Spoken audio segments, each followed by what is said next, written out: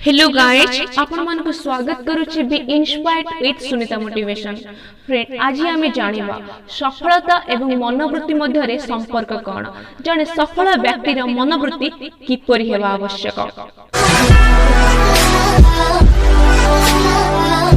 विफल न हेबार अर्थ सफलता नै। सफलतार असल अर्थ है चरम लक्ष्य गुड़ी को हासिल करवा। छोट छोट द्वंद्व नुहे समग्र युद्ध रे विजय हासिल ही सफलता अटे।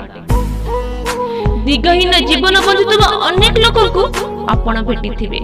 भाग्य सेमानक पाखरे जहा थोई दे सेमाने ताहाकु खूब विडंबर भावे ग्रहण करिथि। हुए तो सेमानक भितरु केही केही दैव जगुरु सफलता हासिल होईछि बोली भाबी थांती, किंतु अधिकांश नैराश्य और दुख रे जीवन यापन करि थांती।